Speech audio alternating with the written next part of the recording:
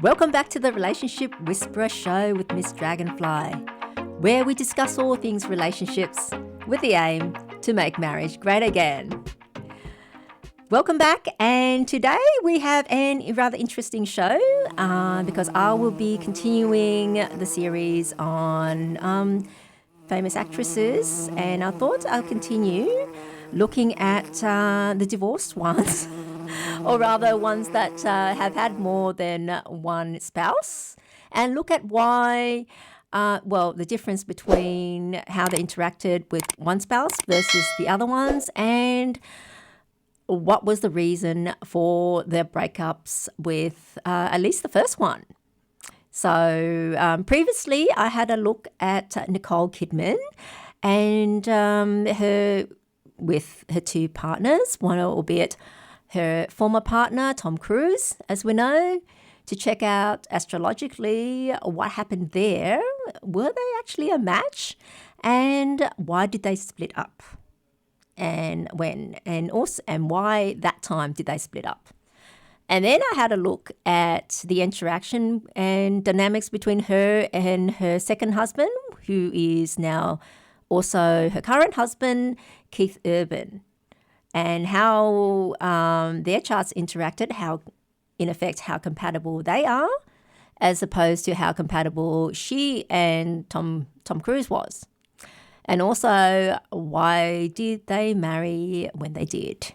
And you can listen to that reading on demand on TGLF in one of my previous recordings and one of my previous shows. So today, I thought I would have a look at Megan Fox. Yes, I know she hasn't been in the news lately, but she was in the news, particularly last year, for her relationship with, Gunmetal Kelly, who was a rapper. What a name to go by. And I think his real name is actually Richard Colston Baker. So as a rapper, I can probably understand why he changed the name to be more fitting as a rapper. Just imagine a rapper named Richard Baker. That just probably doesn't ring a bell. You understand? But when she is older than he is, and when it happened, I myself thought, really? I mean, to me, it just didn't seem to be a serious relationship, and it's more like she was just having a bit of she's not even 40 yet, but almost like a midlife crisis kind of thing. And so, broke up with Brian Austin Green, who she was with for so long. I guess she met him when she was like 18 and had 3 children with him, 3 boys. And all of a sudden, it seemed like seemingly they broke off. Well, she broke up with him just to go and be with this Gunmetal Kelly, a rapper with nose rings and tats everywhere. Well, tattoos don't have the connotations that they once did, but I think you know what I mean. So that's who we will be looking at. And just a reminder to people, the astrology that I do is not the Western astrology that most people are familiar with, such as Scorpio, Leo, and Aquarius, and so forth. I do Eastern astrology, which is really Taoist astrology, and that is more commonly known as Chinese astrology. And I know most people are familiar with the animal signs, such as this year is the year of the dragon, and then we have the dog year, pig year, and so forth and so forth. But it is far more than that, and it does come from Taoism, so by rightly, it should be called and known as Taoist astrology. But that's something that most people are not aware of, so I'm not surprised that it's not been called that. So, it's Megan Fox today, and looking at her charts and her interactions with Brian Austin Green and Gunmetal Kelly, also, whose real name is Richard Colston Baker. And then I will be going into my relationship advice, of course. And today I've got relationship advice for both men and women. quite important points for them to think about. Now, Megan Fox. Yeah. She hasn't been in the news lately, but she has been notable. So a bit about her, she has been in, I think it was quite a few dramas. Like she made her screen debut in 2001, all the way 2001, I think as a 15-year-old, in Holiday in the Sun. And then was followed by numerous supporting roles in film and television. But you didn't really hear about her back then as a teenager. She wasn't well known, and I don't think I ever heard of Holiday in the Sun either as a movie. Then she did Confessions of a Teenage Drama Queen in 2004 and had a role in ABC sitcom Hope and Faith. However, her breakout role, as we all got to know her, well, at least I knew of her, was in Transformers in 2007, that blockbuster movie as Michaela Barnes. I think that was such a big movie for people because so many of us grew up with Transformers, the cartoon series, and it was so long, and it was and actually it spawned all these toys, or rather I heard a rumor that they actually made the cartoon series to be able to sell the toys. It was the other way around, but it was so long. And for the first time, I guess technology was advanced enough for them to actually do a live action movie of Transformers. And so obviously it was CGI, but the CGI had to be that good. And so it became so popular because so many people wanted to see it because of nostalgia reasons. And I guess, and the movie did extremely well. I mean, look, if you're going to be honest about it and critical about it, it wasn't that good a movie, I have to say, if you're going to split hairs like the storyline. But it was more the nostalgia moment of Transformers. And finally, we get a live action movie.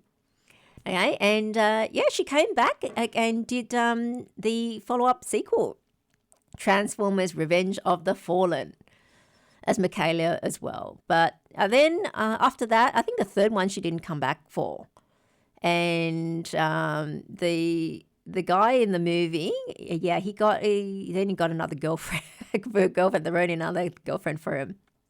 Don't know why she didn't come back. If any of our listeners know, well, let me know. Post it on my Facebook page and let me know. All right. She then also portrayed the titular character in the horror comedy called Jennifer's Body, 2009. Did not hear about that one. And starred as April O'Neil in the live-action film Teenage Mutant Ninja Turtles. Okay, that one I did not know. And to be honest, I did not watch those Teenage Mutant Ninja Turtle movies. I mean, I watched the cartoon series. It was so popular at one point. But not the live-action one. I think the very first live-action might have been in the 90s or something. It just didn't do it for me. And so then I sort of lost interest since then. But yeah, Teenage Mutant Ninja Turtles. And then the sequel in Teenage Mutant Ninja Turtles Out of the Shadows in 2016. And then she appeared in the 5th and 6th seasons of the Fox sitcom New Girl. All right, now ever since she looked so hot and sexy in Transformers, I mean, she's been billed as a sex symbol. I mean, and granted, she is very attractive, but I'm not going to say the term. I think you know what I mean. So some people more like, even on the verging on the edge of a porn starish kind of sex symbol way. So, having a look at her chart. Megan Fox. Megan Denise Fox. Now, this is a surprise. Not many celebrities actually use their real names as a stage name when they're acting professionally. So many actually use a stage name. First one comes to mind is like Sigourney Weaver, where I found out that her real name was actually Susan. So I guess if Sigourney wasn't, Susan just did not really have a zing to it. So called herself Sigourney. And I guess one of the very, I think, Golden Hollywood ones was Cary Grant.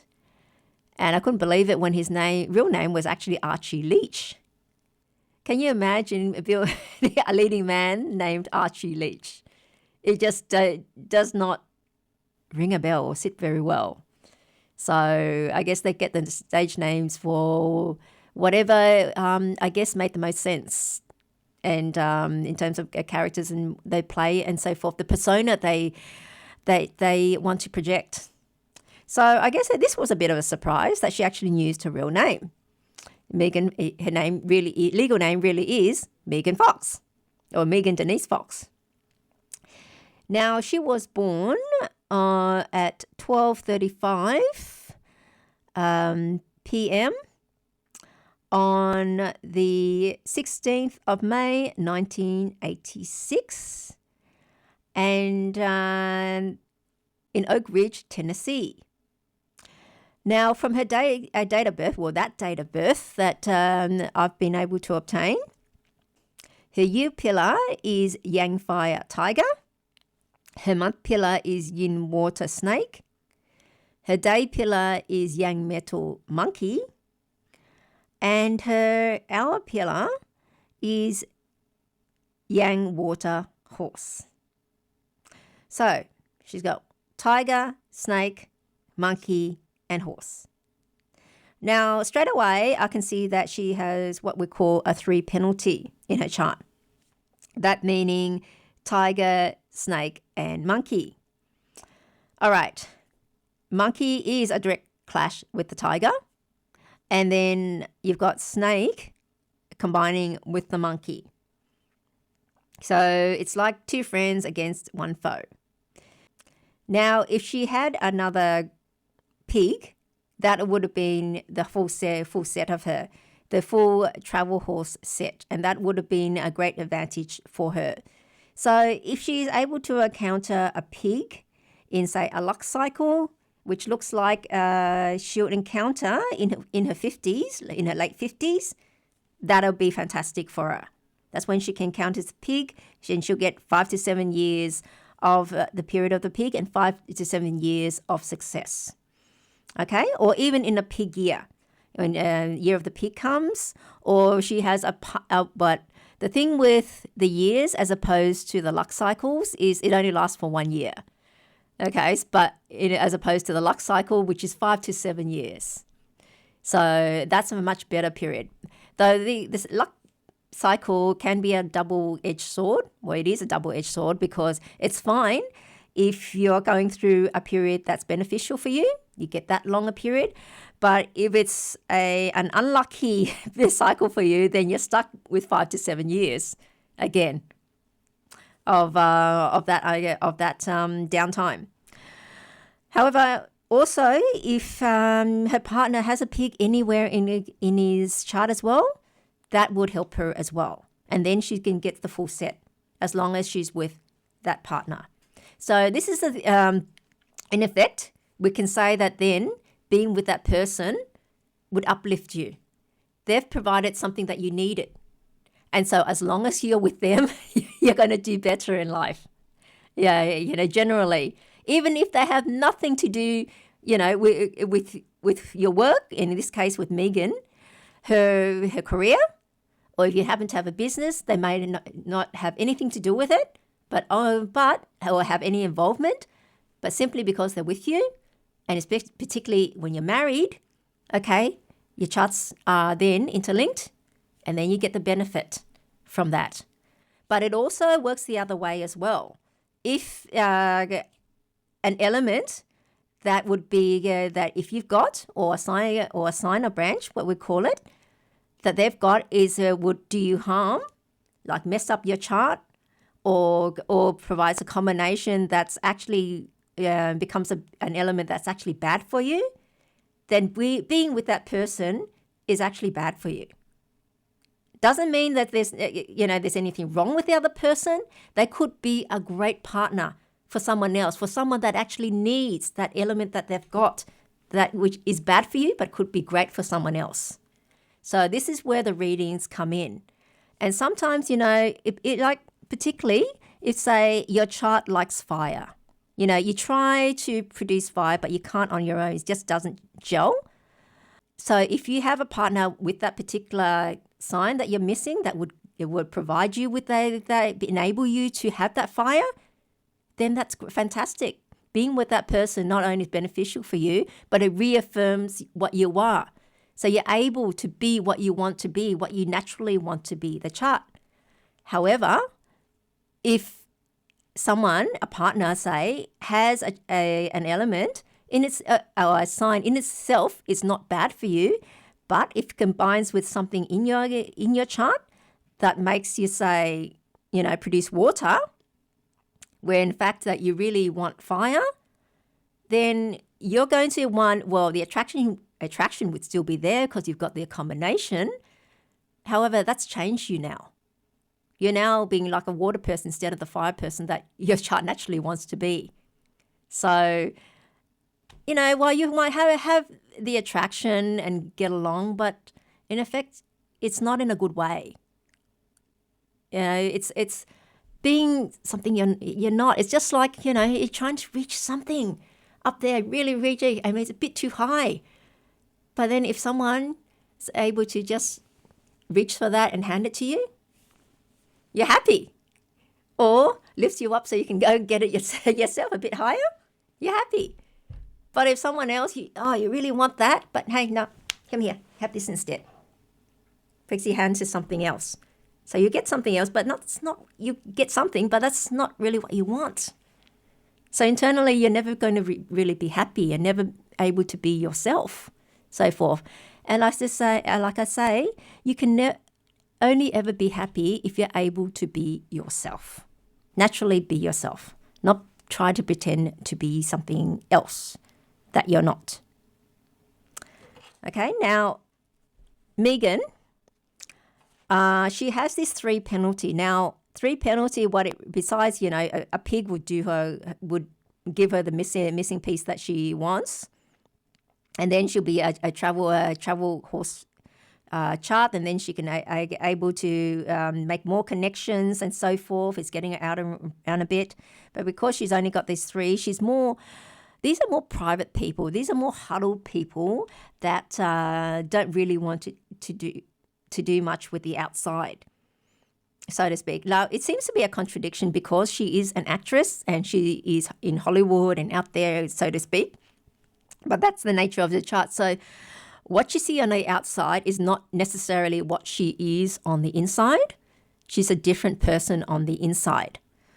And besides that, looking at her chart, she's more of a changing chart. Like she's got the tiger on the year and she's got the horse all the way on the hour. They want to combine to produce fire, but they're too far away.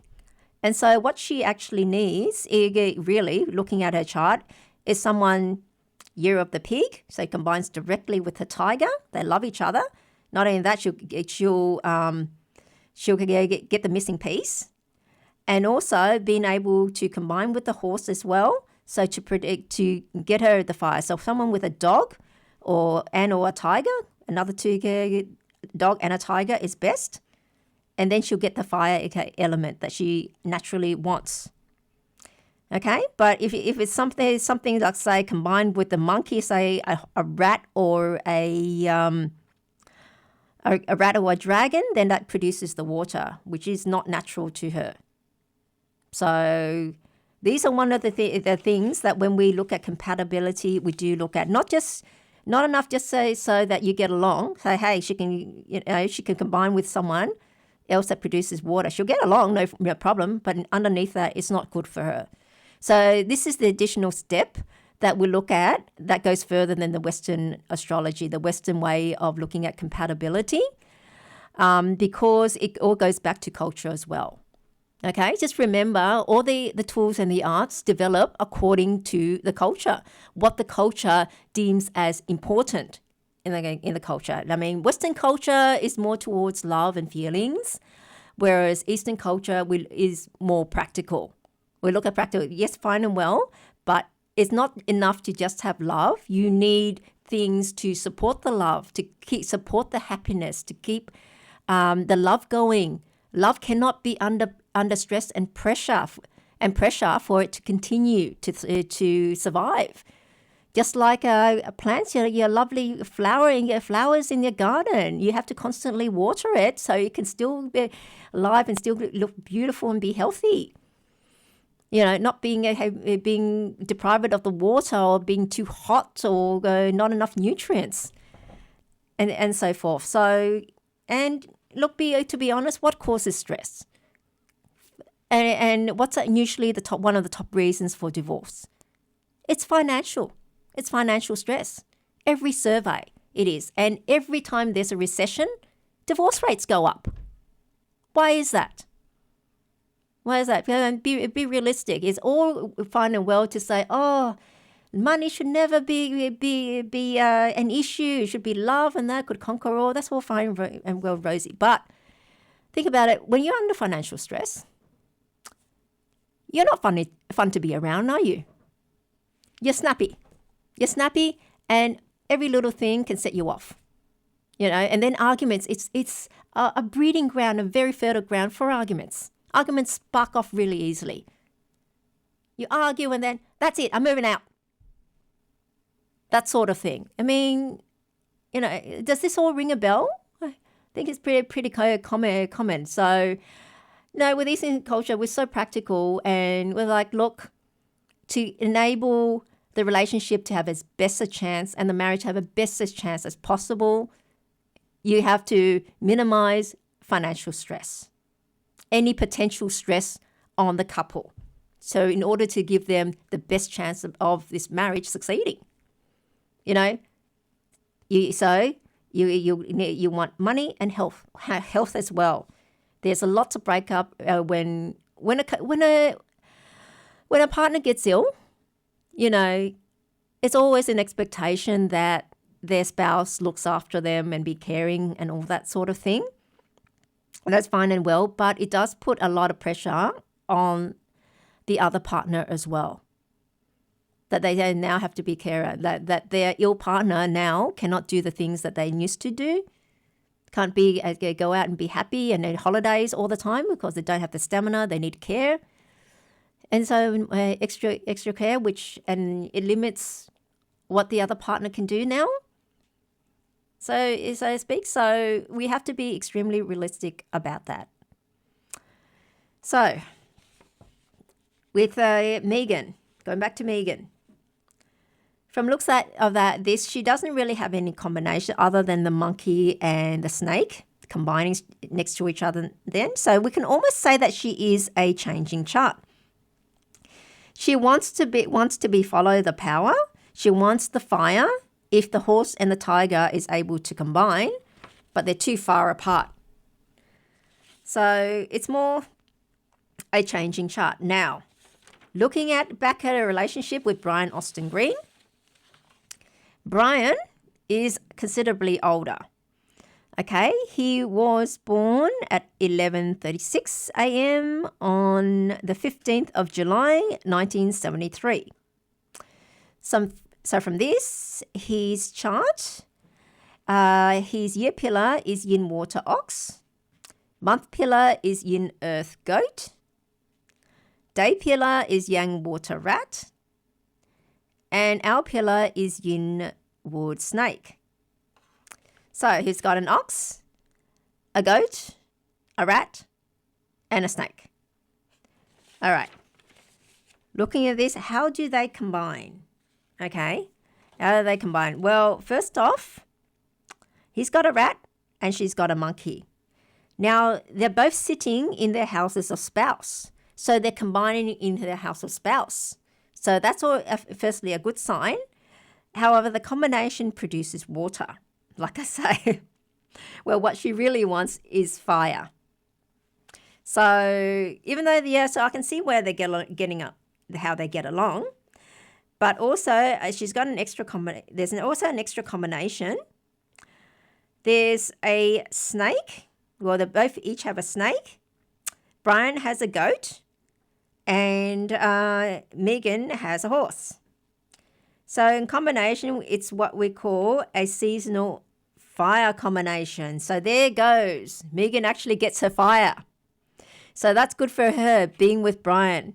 However, there's still an element with that water, with combination from the rat and the monkey there. So it's always a bit tenuous, so to speak. And looking back at their love history, we can tell why it was tenuous. Or when it was tenuous, yeah. Now, 2004, they began dating. And at that time, Megan was only 18 years old. And he was like 30. They met on the set of Hope and Faith. So, 2004, that was a monkey year. And that was during Megan's rabbit luck cycle. She's just gone into the rabbit. So the rabbit luck cycle here would have combined with Brian's goat.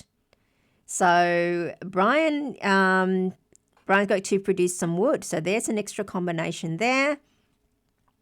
And plus, it is the monkey year as well. So now it's saying monkey is the same house of spouse as Megan's.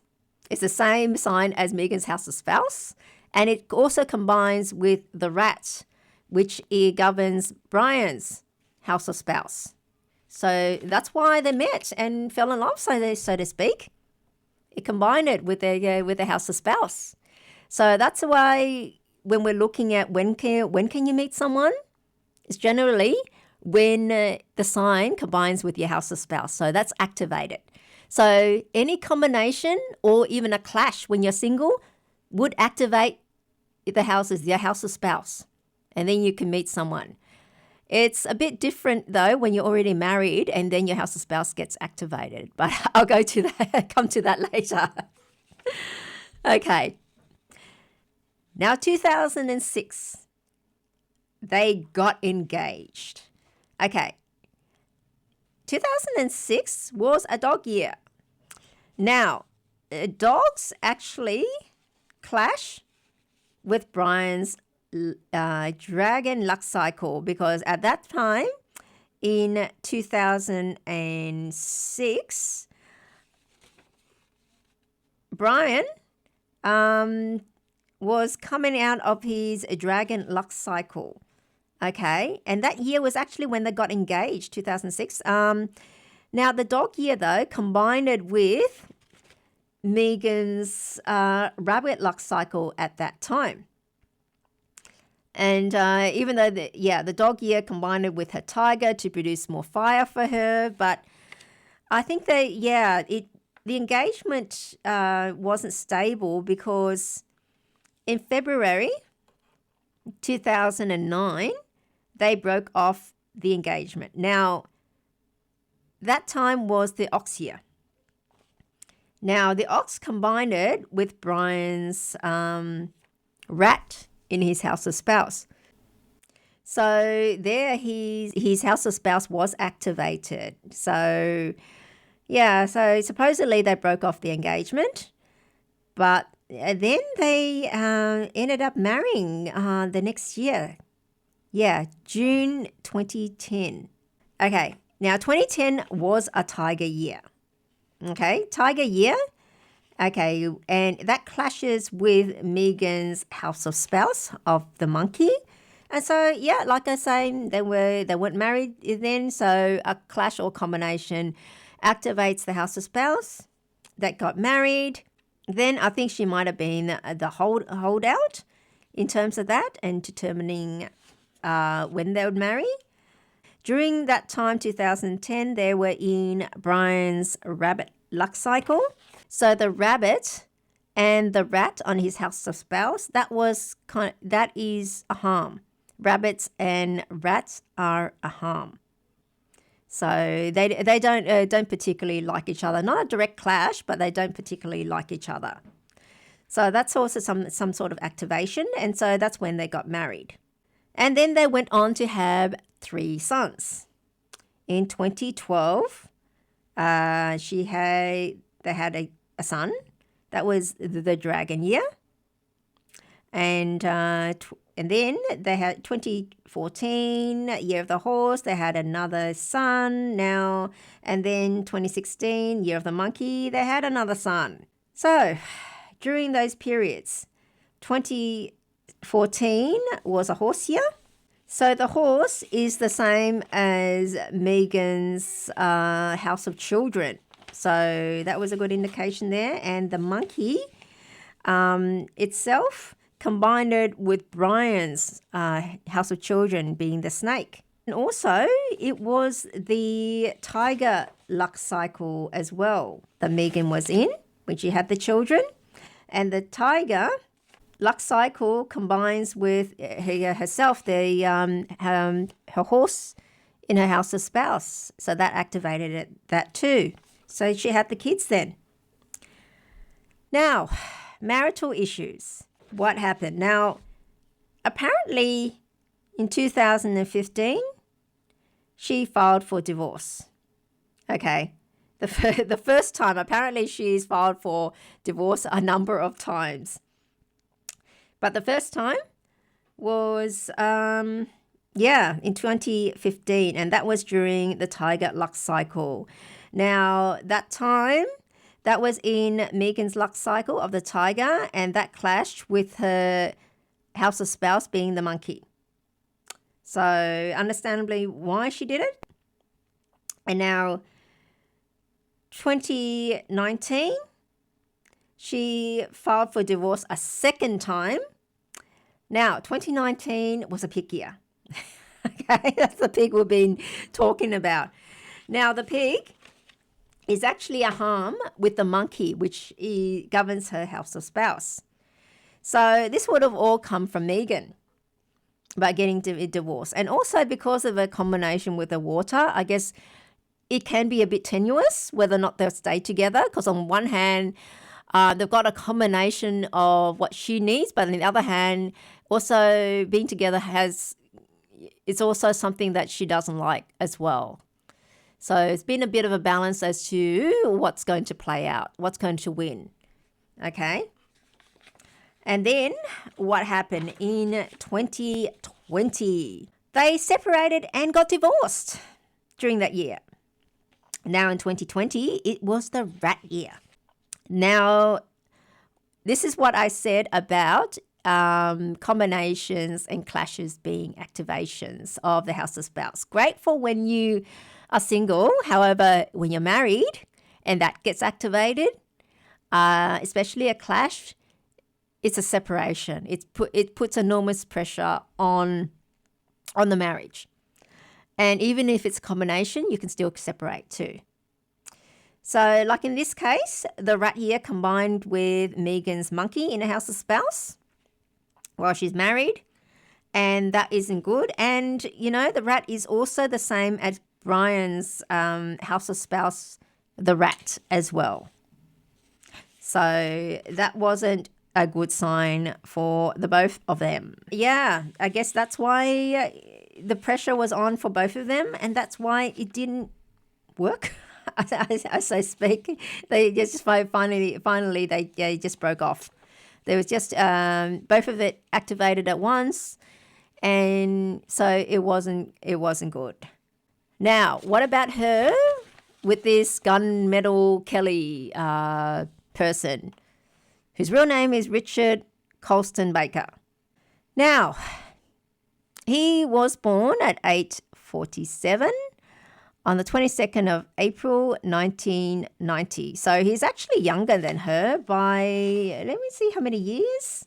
About 4 years younger than her. So from this date of birth, we'll generate, and his year pillar is a Yang metal horse. His month pillar is Yang metal dragon. His day pillar is Yin fire snake. And his hour pillar is Yang wood dragon. Now, from this, here's a changing chart. I mean, just like Megan and also Brian, he's also a changing chart as well. He doesn't really have any real combinations in his chart. And he's an actor, Megan Fox is an actress. This Richard Colston is a rapper. So they're all in entertainment. So his one is, yes, more of a changing chart. Now, what combinations does he have with Megan? Okay, his house of spouse is a snake, and that combines with Megan's house of spouse of a monkey. And his year is a horse, and that combines with Megan's year of the tiger. So there you've got a half 3 harmony combination and 1 6 harmony combination. So the horse and the tiger do combine to produce fire, but it's only 1/2, and it's all right. Like, she does get a little bit of fire from him, but that's about it. Now, in terms of when they got together, this is an interesting thing. They went public with their relationship in 2020, which was also the same year Megan separated and divorced Brian Austin Green. Yeah. So a bit of drama there. With 3 people in the relationship at one point. Now, 2020 was a rat year, as you know, and that combined with Megan's house of spouse being the monkey. So that was a year of changing partners for her, which she did. And 2020, they had been the rat year. It had some combinations with the dragons in Machine Gun Kelly. Sorry, I've been saying gunmetal. Machine Gun Kelly's chart. I've been saying his name wrong. He's 2 dragons, but that's it. And then locked him into a pattern of water. And you might have heard they have broken up now. The relationship is finished in 2004. They were on again and off again for a long time and for a while. And to me, that the relationship was just not stable. And it's almost like saying, and she's out with him doing all these parties and things. And then in the end, I guess she still has to clean herself up and go home to her kids. To me, it's back to, oh, please. I just feel like telling her, oh, please grow up. You've got responsibilities. Okay, I know there are women and people out there saying, oh, you go girl and have fun, and you're not over the moon yet, you're still young and attractive, and saying, but in the end, well, you're still a mother, and you do have responsibilities to your children. And that's why when you have children, you made a commitment, yes, I'm going to be a mother. It's just more than just giving birth and raising. You're actually being almost like a role model for your children. Now, 2024 is a dragon year. And again, it combined it with Megan's house of spouse being the monkey again. Gee, she's having all these combinations, one after the another. It's with Megan's really telling about when they'll combine and when they go, and regarding her house of spouse, combinations and clashes aligning directly with her relationships and marriages. So that's it. I mean, that's probably the reason. Yeah, it looks like that's the reason why they broke up again. She broke up again when we're with him, Machine Gun Kelly. But look, to me, it was always not a serious relationship. If you look at it, she was just being a silly girl and going through a phase. I mean, even though she's still not 40, to me it almost smacks of a midlife crisis. One of those things that people do when they're, I'm going to be this age, I need to do something silly, go out and have fun, my final hurrah, so to speak. Okay, I don't want to age. But hey, girl, you've got 3 kids, small children that you are responsible for. Even though you share custody probably with your ex-husband, you still I think she still has them full time, main custody. So there's still responsibilities, and for her, I guess anything else coming up, no, really. And I have to say, in 2000 and 2010 when she actually got married. Okay. Okay, for Megan, does she have any more opportunities? I'd say yes, she does. It was because what's coming up for her is a rat year. A rat luck cycle. That starts in like 2035. So quite a while. Yeah, another like 11 years. And then she's likely to remarry again, or at least have a significant partner. So not all over for her, but you know what? I think it's a good thing that she does have a rest for a while. Yeah. Being come out from such a long-term relationship and marriage, and then going and into having a bit of a nonsense with this Machine Gun Kelly. So have a bit of a rest, girl, and you'll have another relationship coming up in about another 11 years. All right, so that is Megan Fox for you. Now, I am going to give some advice, particularly to women, and discuss this very important issue that affects women. And if all women are going to admit it, okay, there's always going to be some that it doesn't apply to, but I think you know what I mean. A very important issue for women is the issue of having children. You know, whether or not women want to admit it, and particularly feminists and all these specialists and psychologists and psychiatrists want to admit it, is a woman's natural instinct is to breed, to reproduce, to have children. And that is the core of I wouldn't say the core of a being, but such a big, important part of being a woman. It's our whole body is set up for reproduction. That's why women menstruate every month. It's part and parcel. It's a sign of fertility. And why are women valued for their youth? Their youth and health, it all relates to fertility. And consciously, for men looking for a young woman, it's a fertility. It's all very unconscious and our natural instinct. And women, why do they panic in their 30s about finding a partner? Yeah, well, it's because they want to have children. They realize, I need to find someone because my biological clock's running out. Well, she didn't really consider it before about having children, but all of a sudden it's at the forefront, I guess. Yeah, it's just time and matters, and it comes to the forefront about a woman's priorities. So the issue is having children is a very important issue. I mean, that it cannot be emphasized enough about how important it is of an issue. You see, typically it is the man that is not in a hurry for children. And for a woman, due to biology, there is only a limited window of opportunity to procreate. So her decision whether to have children should be hers and hers alone. You know, she should never feel pressured to go along with her partner's wishes just to please him or keep the peace. You know, women, ladies, please do not do that.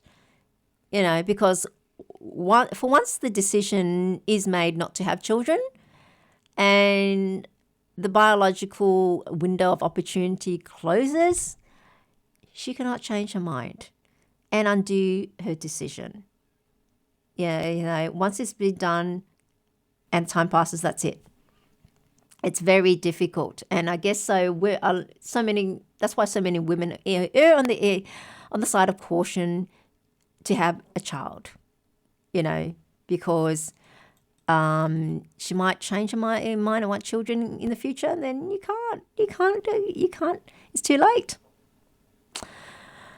And you know, a common line from many men is, if I find the right partner, then I'll have children. You heard of that line, ladies? Yeah, when you're dating, and then you might ask your man, do you want children? And how many times have you heard that? And anyway, and I guess a lot of women just nod their head and go, okay, so he wants children. But does he? Because this line is not the same as a woman typically saying, I want children. So now I'm going to be looking for the right person to have them with. You know, it sounds the same, but really is it? Just think carefully. Just think about it. It is completely different. You know, because for everyone, it should be a case of if you want children, then you go out and find the right partner to have them with, not the other way around. You see? Because for the woman, it's, you know, I want them, so I'm going to make it happen. And what the man's saying, by saying, if I find the right partner, then I have children, well, I have children only if this would happen. It's contingent on something happening first. And for women, it's a must. This is what my goal, so I'm going to make it happen. And the man is saying, okay, I only have them if this happens. Not the same. Okay?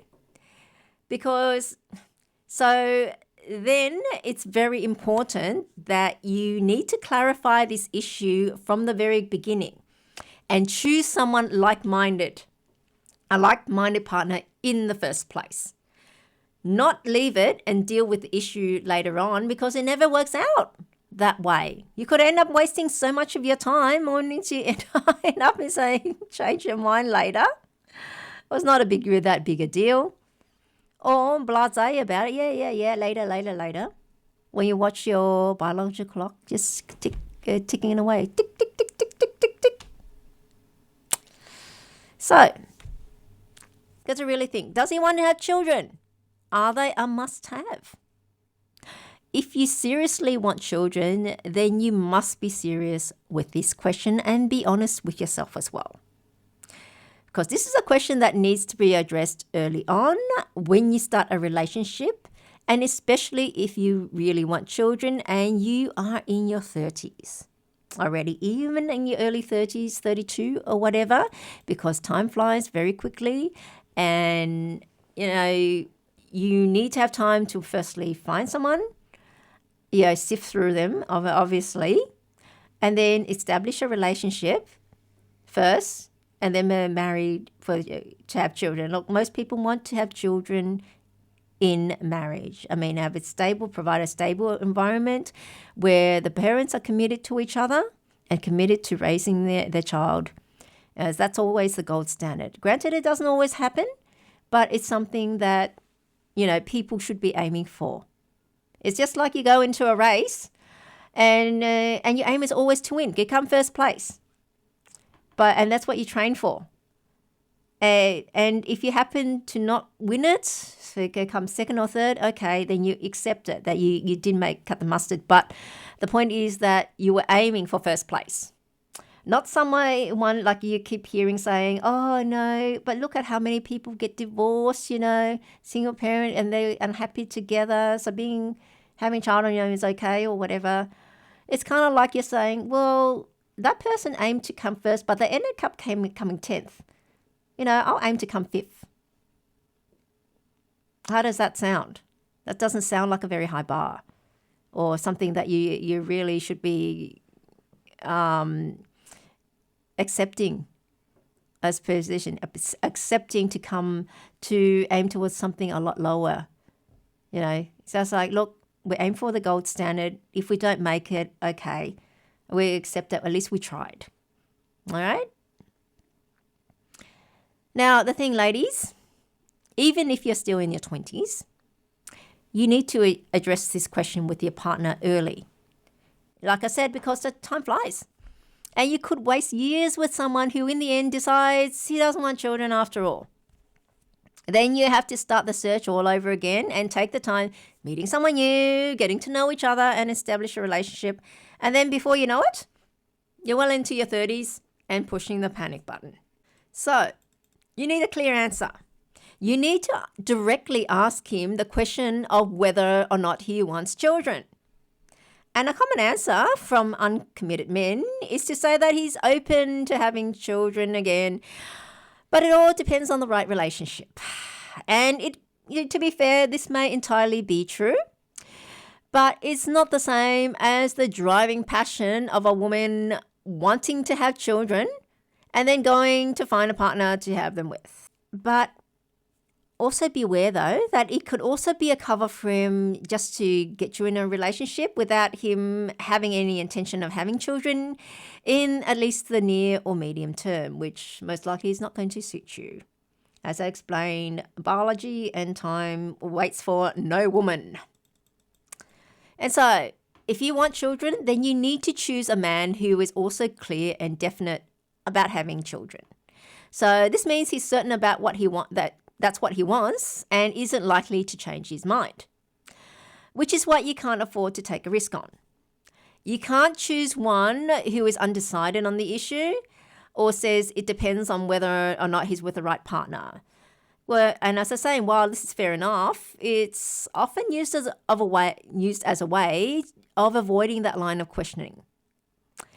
Even if he's genuine about willing to have children if he finds the right partner, that's still not good enough basis for a woman to take that chance. Because for what if in the end of it all he says, sorry, but our relationship is just not strong enough for children? What are you going to do then?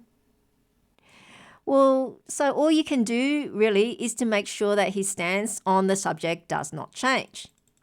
For once it does, then it's time for you to bail. Out. Go. Because this is the most important matter in a woman's life and it's something close to her heart. So therefore, it's something you cannot compromise on. A man can biologically still have children throughout his life, so the matter of time is not so pressing. However, a man can still be unhappy if he loves and wants children and if his wife doesn't or wants to wait. You know, this is an old case, but you can see it in the case of Brad Pitt and Jennifer Aniston, because reportedly Brad wanted to have children and Jennifer Aniston wanted to wait and work on her career. And look at how that turned out. She ended up with no kids and her career's just gone down as she aged. So once he met someone who he clicked with and who also loved children, Angelina Jolie, he left Aniston for her, because he had met someone who wanted what he did. Now, granted that they're divorced now, but I think you get the whole point of the story about, being on the same page with it, about having children. Because when the desire for children doesn't match, then the accommodating partner would be quietly unhappy. I mean, your partner doesn't want children, but you don't want to insist and then rock the boat on that relationship, and then are you going to be happy? You're going to be unhappy your mouth might speak the words and say it's fine, or tell the world, don't need children, but where in fact deep down in your heart you do, then this unhappiness is going to breed resentment. Then either the resentment will lead to the relationship breaking up by itself, or once they meet someone else who also wants the same thing that they do, then they will leave. I mean, wouldn't you? Look, the worst case would be where a woman has given up her desire for children, to have children, out of love for her partner, while at the same time, assuring a partner and herself that she's all right about it. Because what do you think is going to happen? Once she hits her 40s, then that unhappiness will have built up and then depression can hit. And then she may even lash out at her partner for pushing her into this situation. And her partner might not be any the wiser at her unhappiness, which is a terrible situation for the both of them. She might not be able to stay with him anymore, as she would then blame him for her not having children, and he'll be a constant reminder of why she doesn't have children. And the pain that he may suffer from his guilt would be so intolerable that he may no longer be able to stay with her. And this can sound repetitive, but this is such an important issue that I must emphasize this point. If your partner's desire for children does not match yours, then it's in your best interest to find this out early on. And if your desires do not match, then quickly move on and find somebody else. Ladies, you have to be this ruthless. You know, your reproductive future and therefore your sense of fulfillment and happiness in life depends on this. Do you know, the worst thing is living with regret and having regret. And that's something we want to avoid to be happy. Okay? Very important issue for women. Now, I've been through some very important issues for women. And now I'm going to give a couple of hard truths for men. Okay? You know, the old adage is, and the typical scenario for divorce is the man normally thinks everything's fine. You know, and it seems like seemingly all of a sudden his wife presents him with divorce papers or requests a divorce. And to him it's seemingly like, what? Out of the blue? You know, and he thinks saying everything's been fine. Well, and I guess though, well, obviously everything wasn't fine, seeing that she obviously wasn't happy. And signs were usually there, but he just was oblivious to it. And so men have to get cornered on to the signs that, well, she doesn't love you anymore. You know, when you're in a relationship with someone, you expect that person to love you, which is why you're together. However, feelings can change, and women are known to hide their feelings rather well. So how do you tell if she doesn't love you anymore? Well, the first thing is she barely talks to you. You know, women have a natural need to connect with people, and talking is an important part of that. You know, I've heard a thing about 10,000 words, that a woman needs to speak at 10,000 words a day. And it's a social thing for her, and it's an outlet that she needs to talk to someone. Well, that really is true. So if she doesn't talk to you, then so that's usually a very, very, it is an alarm bell. You know, because before she may have talked to you about what she did during the day, who she likes and doesn't like, issues that have come up. And she would also discuss her problems with you, and she would also listen to yours, and you both discuss how to solve them. So when she has gone quiet, it really indicates that she has disconnected from you emotionally. It's because basically she has checked out emotionally, which means she no longer views you as her partner in her heart. Now, this might be gradual, as she might have started talking to you less and less. Okay? So that's the big thing. Now, second point is that she seems irritable when she's around you.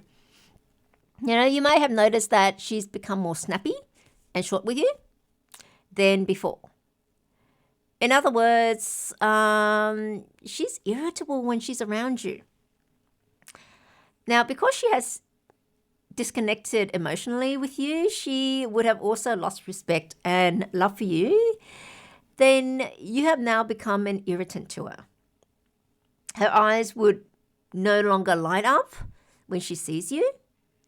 Instead, she would rather not see you. And this irritable behavior of hers when she is around only you and no one else, you know, she doesn't seem to do it with anyone else, is a sure sign that she no longer loves you. Okay, that is a hard truth, but that is the case. Third thing is she avoids intimacy with you.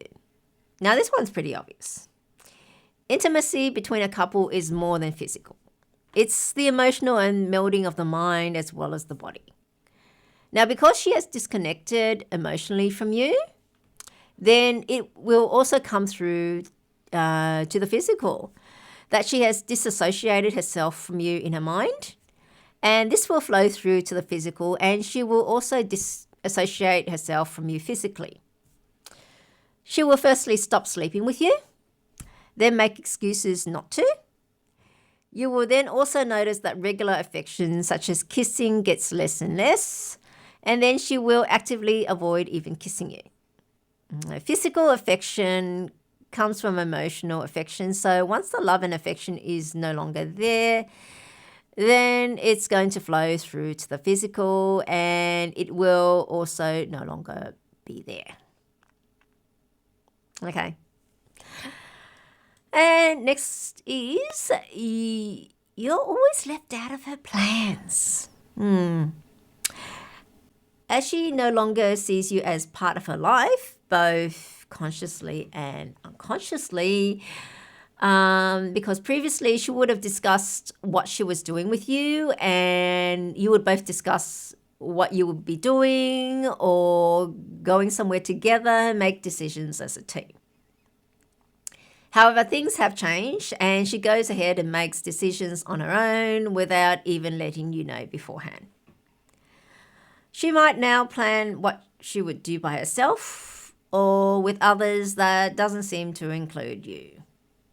And that includes spending more and more time with her friends. She would not even inform you beforehand and might only tell you she is going when she's headed out the door. And this is a sure sign that you are no longer sharing a life together, as she has decided to stop sharing a life with you. Now, the next point is she avoids discussions of your future together. You know, in the past, you may have both discussed your dreams and goals, what they were, and obviously how you were going to achieve them, both one supporting the other and together. You may now find that she no longer brings it up with you and also not want to talk about it when you bring it up. She being abrupt, then getting up and leaving the room when you bring up the subject is a sure sign that she doesn't not want a future with you. This is because she has disconnected from you emotionally and no longer sees you in her heart as her partner. And since that is the case, then she will, of course, no longer discuss your future together, as she no longer sees a future together with you. And next, she starts criticizing you. Besides or in addition to being irritable around you, she may also start criticizing you. All the little habits that she may have found cute in the past will now irritates her, and she criticizes you about them.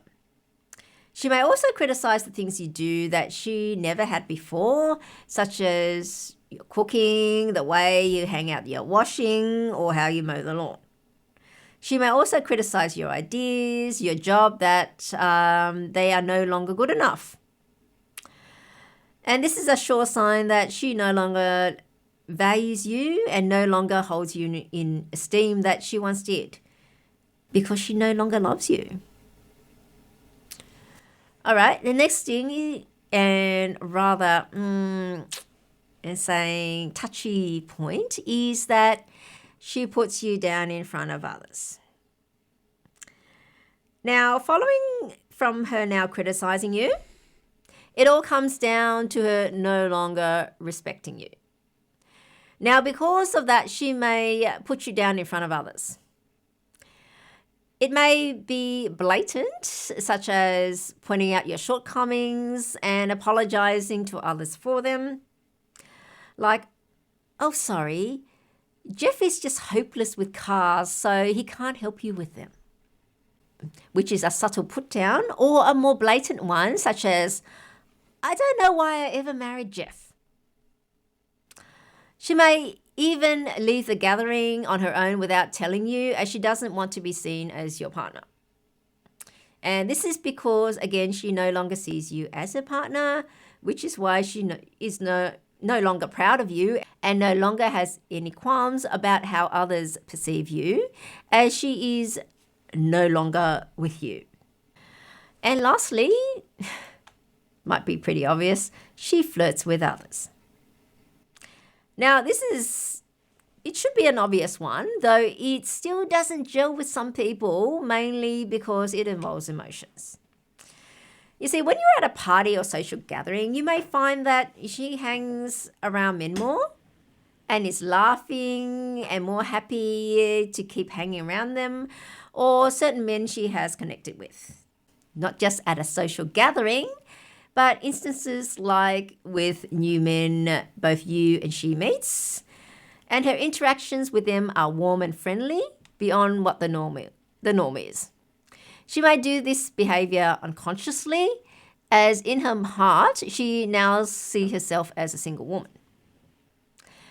When she was single and out on the dating scene, this was how she acted, and now she's just reverting back to that again because she is now a single girl again.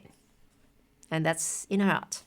That's how she feels. So, in conclusion, it may be hard to face or even acknowledge this, but we need to face reality when the signs are there, that we are no longer loved by our nearest and dearest. It is important as there will no longer be any point to stay with them when there is no love, and the signs are there when there isn't. We just need to be able to identify them. So, gentlemen, just really consider what I've said. And for those that have recognized at least some of the points that I have pointed out, just really think about it. Everyone deserves respect. And if she no longer has feelings for you, look, it's not the end of the world. It may be, it doesn't mean that you're hopeless or have no worth. You just might be the wrong person for her. And that, she just realized that. Or she's being the wrong person for you. So if that's been the case, look, it's best for you both to just move on. And say, and not feel bad about it. It's just that, you're just not right for each other. And that's what my whole premise is, that you need to hook up with the person that you're naturally compatible with. Just because you're wrong for someone doesn't mean you're wrong for someone else. You could be the perfect partner for someone else. Okay? It's just a matter of identifying who and knowing what the right partner for you is. And that's why I'm here. Here to give advice and advise people where you need to match up on, because this is your most important decision ever, and that who your life partner is. And it needs to be given the importance that it deserves, which unfortunately it hasn't been. All right, so just have a think about it. Now, another subject I want to discuss that is rather important, but I don't think it's been really mentioned, especially regarding relationships, because it is quite a sensitive topic, and that is regarding mental health. Now, I know this time, this period, there's been a lot about mental health in the news, social media, and society. So there's been a lot surrounding mental health, discussion about how important it is to have compassion and consider other people's mental health. However, that and relationships don't really go together. And that is something that hasn't really been addressed. Not even, I haven't heard of even Jordan Peterson mentioning it. He may have, but I haven't seen it. And particularly psychologists and psychiatrists and relationship experts don't seem to want to touch it. I guess because it's a contentious issue. But really think about it. About being someone with mental health issues. We should have a compassion for them. Passionate for people going through mental health issues. But the thing is, can you be with them? Can you be with someone with mental health issues? Particularly, say, for example, if they're there's lots of mental health issues. Ones that come to mind are bipolar, depression, autism, ADHD even. Those are just the first ones that come to mind. Now, quite a well-known one is bipolar. And apparently that's like mood swings. So if your partner's, might be really up and high, and then next minute or next day or whatever, be really low and shout and scream at you and so forth and so forth. How would you take that? No, that really would really take it out of you, having to deal with that. You're going to just take it and with the compassion and say, yes, it's just bipolar. You have to just accept it. But really, it's not particularly nice being yelled at and screamed at. And so, in effect, can you do that? I mean, that was reportedly that was a big issue in Michael Douglas and Catherine Zeta-Jones's marriage. I mean, they separated and then almost divorced, I think, a few times before because of that. I think separated a few times of Catherine Zeta-Jones's bipolar disorder. So he found that too much. I mean, even as wealthy as he is and can afford hired help and everything, and that was pushing him. So I guess that is kind of like a lot to ask someone to do. I mean, really think about it. Can you do it? Be subjected to that type of thing from your partner. And you're unpredictable. You don't know when it's going to come or what's going to set it off.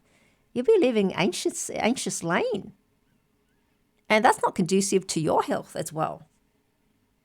And remember, we marry, hope for to get a better life and be happy.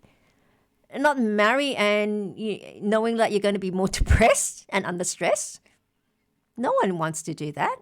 And much as you love that person, how long can you keep it up for? Being understanding and passionate and cop that abuse. Even though it's not really their fault, they're unwell.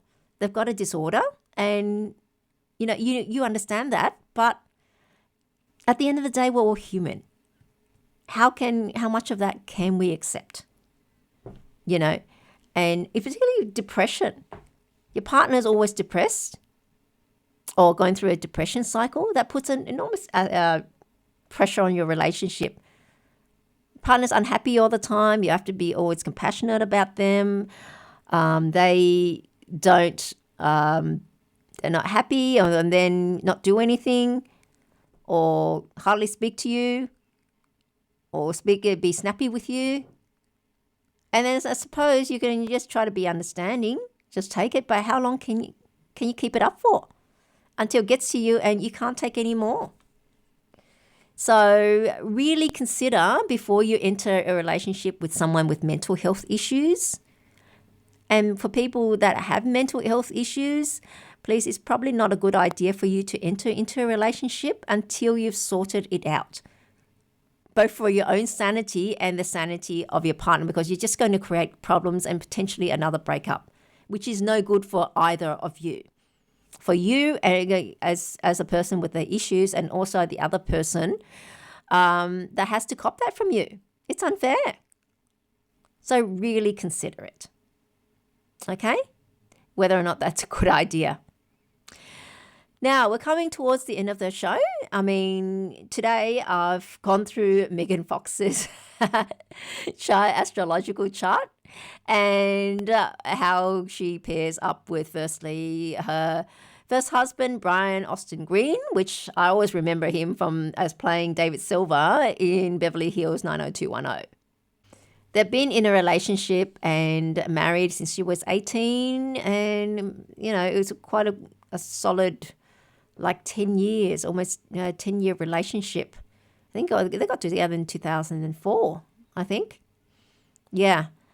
And divorced, I think, 2020, which is unfortunate, but it happened, and we can see why it happened. She did have combinations with him, and they got together when she was going through periods where it combined with her house of spouse and broke up when her house of spouse was activated again. Okay, and also the same thing with Machine Gun Kelly. I can't get over that name, Machine Gun Kelly. That wasn't it.